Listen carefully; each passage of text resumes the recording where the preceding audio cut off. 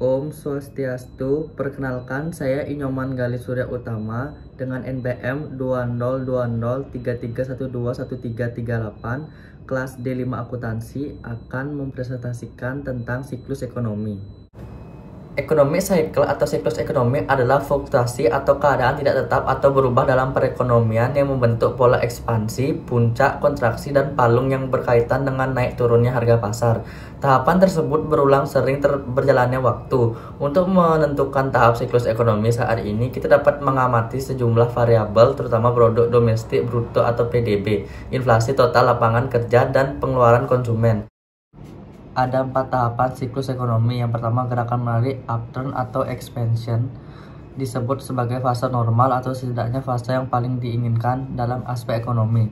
Selama masa ekspansi, produksi dan keuntungan dari bisnis kecil maupun perusahaan besar tumbuh dengan stabil, didukung dengan para performa pasar yang baik.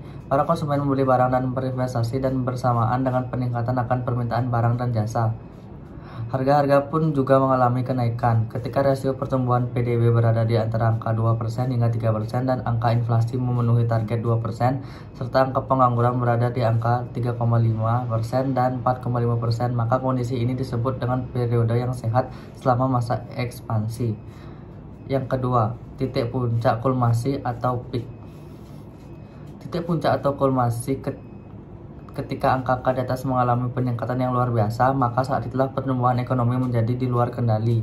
Banyak perusahaan akan berkembang dengan luar biasa cepat. Para investor menjadi terlalu percaya diri, melakukan banyak pembelian aset, meningkatkan harga barang dan jasa secara signifikan, serta harga-harga menjadi sangat mahal. Fase peak merupakan klimaks dari semua aktivitas tersebut.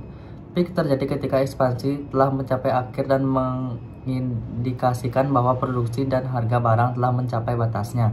Ini merupakan sebuah titik balik di mana tidak ada lagi ruang yang tersisa untuk pertumbuhan yang lebih besar lagi, sehingga satu-satunya jalan tersisa adalah turun. Penurunan ini kemudian mengantarkan pada fase kontraksi. 3. Gerakan menurun atau downturn.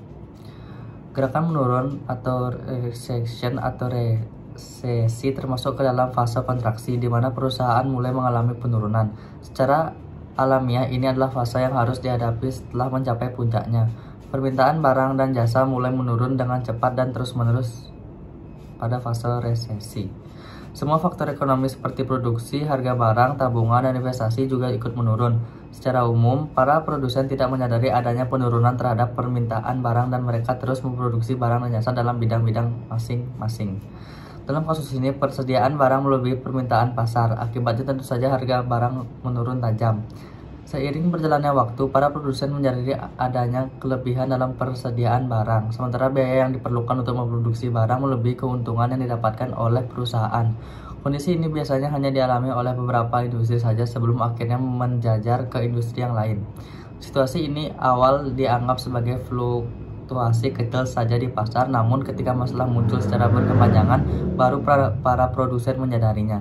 Selanjutnya, para produsen menghindari segala jenis investasi faktor produksi yang meliputi tenaga kerja, mesin, dan furniture.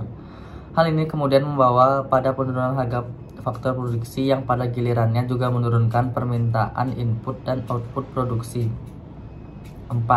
Titik terendah nadir atau trough. Titik terendah atau nadir, fase depresi akan terjadi ketika aktivitas ekonomi berada di bawah level normal yang seharusnya. Ciri-ciri dari fase ini adalah penurunan pendapatan yang drastis, dibarengi dengan peningkatan jumlah pengangguran dan para pekerja mulai kehilangan pekerjaan mereka. Kasus perekonomian di Bali. Pada tahun 2019, siklus perekonomian Bali berada pada fase titik puncak atau peak. Hal ini disebabkan karena perekonomian Bali meningkat dengan pesat dan banyak wisatawan yang datang mengunjungi Bali. Pada fase ini, PDRB Bali meningkat dari 9,8 triliun rupiah menjadi 252,1 triliun rupiah pada saat tahun 2019. Contoh kasus fase kontraksi pada tahun 2005. Di Bali sempat terjadi tindakan terorisme, yaitu terjadinya peristiwa ledakan bom Bali. Hal ini mengakibatkan siklus perekonomian di Bali tahun 2006 mengalami perlambatan atau berada pada fase kontraksi atau downturn. Yang awalnya pada 2005 siklus perekonomian berada pada 5,56%, turun menjadi 5,28%. Contoh kasus fase titik terendah atau palung, siklus perekonomian Bali mengalami fase titik terendah atau palung pada tahun 2020.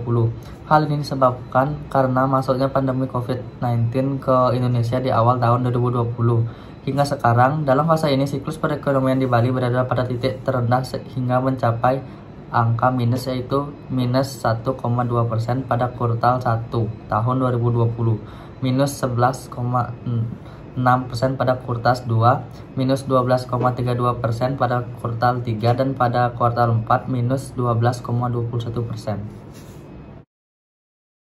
Sekian presentasi dari tentang siklus ekonomi. Jika ada salah kata mohon dimaafkan. Saya tutup dengan para Santi Om.